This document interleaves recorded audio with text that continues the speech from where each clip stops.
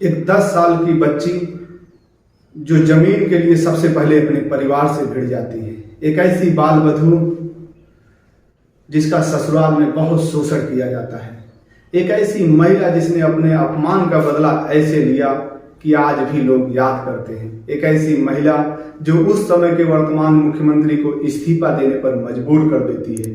एक ऐसी महिला जिसकी मौत के 21 साल बाद भी नाम लेने के बाद लोगों के रोंगटे खड़े हो जाते हैं। नमस्ते, आदाब, सत श्री अकाल, जय हिंद। अभिवादन स्वीकार करिए सौरभ सोशलिस्ट का। कहानी है उत्तर प्रदेश के जालौन के एक छोटे से गांव गोहरा की। गोहरा गांव में 10 अगस्त 1963 ईस्वी को एक किसान परिवार में जन्मी फूलन देवी की कहानी है। फूलन देवी का जन्म बेहद ही साधारण परिवार में हुआ था। माता पिता पेशे से किसान थे। फूलन देवी जैसे जैसे बड़ी होती हैं, उनकी माताजी फूलन देवी को बताती हैं कि बेटी, हमारी जमीन हुआ करती थी जिसको तुम्हारे चाचा जी हड़प लिए। जमीन को लेने के लिए फूलन देवी चाचा से भिड़ जाती हैं, यहाँ तक कि वह अपने चचेरे भाई का सर भी फोड़ देती हैं। इसका बदला लेने के लिए परिवार वाले फूलन देवी की उम्र उस समय 10 वर्ष थी। उनकी शादी एक अधेड़ व्यक्ति से कर दी जाती है जिसकी उम्र लगभग 35-40 साल बताई गई। ससुराल में फूलन देवी का बहुत शोषण किया जाता है। फूलन देवी का स्वास्थ्य खराब रहने लगता है। किसी तरीके से फूलन देवी ससुराल से भाग करके अपने मायके आती है। जब मायके आती हैं तो माता पिता से अपनी सारी स्थिति को बताती हैं, लेकिन माता पिता उस कंडीशन में नहीं थे कि सवाल जवाब कर सके। उन लोगों की हालत उतनी अच्छी नहीं थी। उसके बाद फूलन देवी यूं ही गांव में टहलने घूमने लगती हैं। धीरे धीरे उनका संपर्क डकैतों से होने लगता है। जो वहाँ के अपराधी प्रवृत्ति के लोग रहते हैं उनके संपर्क में रहने लगती हैं। यहाँ तक कि बताया जाता है कि कुछ डाकू फूलन देवी को उठा ले जाते हैं, लेकिन ऐसा फूलन देवी ने कभी स्वीकारा नहीं। उन्होंने कहा कि शायद प्रकृति को यही मंजूर था, हमको उन लोगों के बीच में रहना था। साथियों, डकैतों के संपर्क में आने के बाद, जब डकैतों के संपर्क में आती है फूलन देवी, तो जो उनका सरदार रहता है, गुज्जर सरदार, उसकी बुरी नीयत हमेशा फूलन देवी पर रहती है। वह फूलन देवी को हमेशा परेशान किया करता है, जिससे तंग आकर उसी गिरोह में रह रहे जो फूलन देवी का दोस्त बताया जाता है, जिसका नाम विक्रम मल्लाह कहा जाता है। विक्रम मल्लाह ने ठाकुर गुज्जर सरदार की हत्या कर देते हैं। उनकी हत्या करने के बाद फूलन और विक्रम का रास्ता साफ हो जाता है। ये लोग अपना अलग गिरोह बना लेते हैं, अलग तरीके से डकैती करने लगते हैं। लेकिन ठाकुर गुज्जर सरदार की मौत से खिन्नाए उन्हीं के गिरोह के ठाकुर लाला राम और ठाकुर श्री राम, उन लोगों ने गुज्जर सरदार की मौत का बदला लेने के लिए इनके गिरोह पर हमला कर देते हैं और विक्रम मल्लाह की हत्या कर देते हैं। विक्रम मल्लाह की हत्या ही नहीं करते साथियों, श्री राम ठाकुर और ठाकुर लाला राम फूलन देवी को बंधक बना लेते हैं। इनको बेहमई एक गांव होता है, वहां पर उठाकर ले जाते हैं। 3 हफ्ते तक बताया जाता है कि फूलन देवी का शोषण किया जाता है। यहाँ तक कि यह भी बताया जाता है कि फूलन देवी का बलात्कार किया जाता है, लेकिन फूलन देवी ने ऐसा कभी कहीं खुले मन से स्वीकारा नहीं। कोई भी सभ्य महिला इन शब्दों से बचना चाहती है, लेकिन फूलन देवी हमेशा इस बात को कहा करती थी कि उन लोगों ने हमारे साथ बहुत गलत किया, हमारे साथ बहुत जोर जबरदस्ती की। किसी तरीके से जब 3 हफ्ते बाद चंगुल से छूटती हैं फूलन देवी, फिर बीहड़ों में जाती हैं, चंबल के बीहड़ों में अपना संगठन तैयार करती हैं।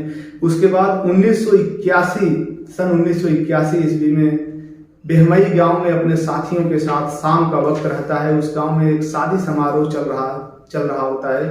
पुलिस की भेष में फूलन देवी पहुंचती हैं अपने साथियों के साथ और वही 2 लोगों का नाम लेती हैं, ठाकुर लाला राम और ठाकुर श्री राम।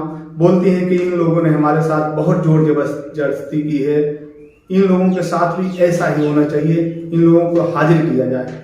लेकिन उस गांव का कोई भी व्यक्ति उनका पता नहीं बताता है। उसके बाद फूलन देवी अपने साथियों के साथ उसी गांव के लगभग 22 सवर्णों को बंधक बना लेती हैं। उनको बंधक बनाकर उसी कुएं पर ले जाती हैं जहां पर इनकी अस्मिता को लूटा गया रहता है।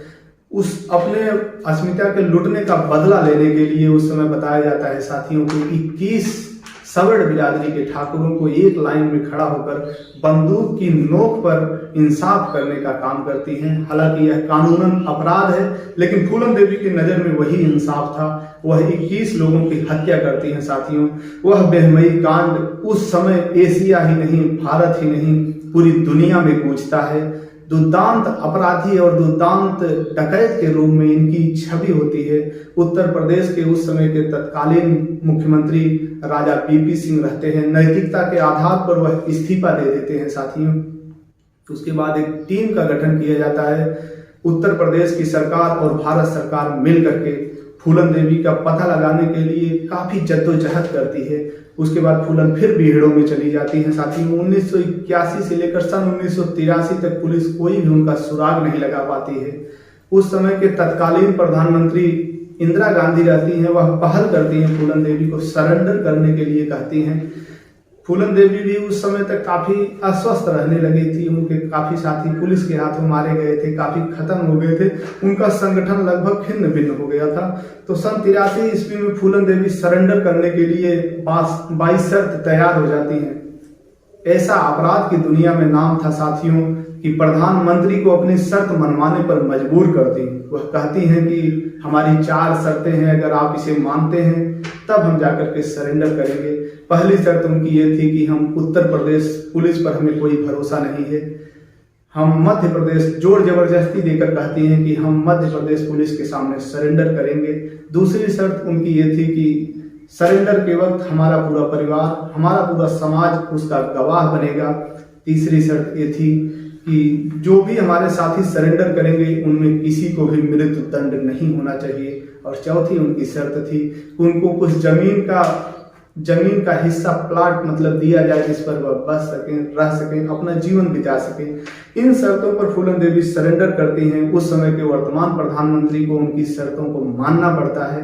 साथियों, बताया जाता है कि उस समय मध्य प्रदेश के मुख्यमंत्री अर्जुन सिंह हुआ करते थे। उनके सामने जब सरेंडर करने के लिए फूलन देवी अपनी बंदूक को लेकर जाती हैं तो वहां पर करीब 10,000 से ज्यादा की भीड़ रहती है। फूलन देवी कहती हैं कि हम दुर्गा देवी और महात्मा गांधी की प्रतिमा के सामने ही अपने अस्त्र को रखेंगे। तो जिस समय उस अस्त्र को रखती हैं बहुत सारी भीड़ रहती है साथियों। ऐसा लगता है, ऐसा मंजर रहता है कि लोग उस समय भी भयभीत रहते हैं जिस समय बंदूक रहती है फूलन के हाथ में कि कहीं फिर से कोई हादसा ना हो जाए, लेकिन ऐसा कुछ नहीं करते। जिस समय फूलन देवी सरेंडर करती हैं तो उनके ऊपर 30 डकैती, 18 अपहरण और 22 हत्या का मुकदमा रहता है साथियों। सन 1993 में मुलायम सिंह यादव की सरकार बनती है और फूलन पर जितने भी केस थे सारे केस वापस ले लिए जाते हैं। फूलन देवी सन 1994 ईस्वी में जेल से छूट जाती हैं। उसके बाद सन 1996 ईस्वी में समाजवादी पार्टी के टिकट से लोकसभा का चुनाव लड़ती हैं और वह चुनाव जीत जाती हैं। साथियों, जिनकी बंदूक की गूंज चंबल के बीहड़ों में गूंजती थी, अब उसकी आवाज संसद में गूंजेगी। राजनीति में ही ऐसा संभव है, कब कौन कहां पहुंच जाए यह कुछ नहीं कहा जा सकता साथियों। उसके बाद सन 98 का चुनाव होता है जिसे फूलन हार जाती हैं। 99 में फिर चुनाव होता है, फिर से संसद में पहुंचती हैं फूलन देवी। फूलन देवी अपने दिल्ली के आवास पर रहने लगती हैं।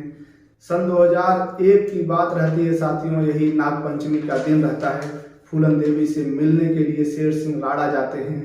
फूलन देवी पहले उनको खीर खिलाती हैं। उसके बाद जैसे ही बाहर गार्डन में आते हैं शेर सिंह राणा पिस्टल निकालता है और फूलन देवी को छलनी कर देता है। जगह पर गिरती हैं और फूलन देवी का वही लीला समाप्त हो जाती है। उनकी कहानी समाप्त हो जाती है, एक अध्याय समाप्त हो जाता है साथियों। बताया जाता है कि मुलायम सिंह यादव फूलन देवी को कभी नेता नहीं मानते थे, वो उन्हें अपनी बेटी मानते थे। अंतिम समय में मुलायम सिंह यादव फूलन देवी को कंधा देते हैं और मुख अग्नि देती हैं एक बेटी की तरह। इस तरीके से एक दुर्दांत अपराधी का अंत होता है साथियों। कहानी सुनाने का मकसद किसी के अंदर किसी जातगत भेदभावना नहीं है, किसी के अंदर भय पैदा करना नहीं है। बस जो घटनाएं घटित हैं लोगों के अंदर जिंदा रहें, लोग जानते रहें, सुनते रहें, समझते रहें। अगर कुछ गलती हुई हो तो उसके लिए क्षमा प्रार्थी हूँ साथियों। कमेंट करके बताइएगा कहानी कैसी लगी। आप लोग अगली कहानियाँ किसका सुनना पसंद करेंगे। बस आज के लिए इतना ही। मिलते हैं फिर किसी नए वीडियो में नए टॉपिक के साथ। तब तक के लिए नमस्कार। अंत में बस यही कहूँगा, बच्चे, महिलाओं, सैनिकों, अन्नदाताओं का सम्मान करिएगा। ये हमारे देश की आन है, जान है, शान है, स्वाभिमान है। जय हिंद।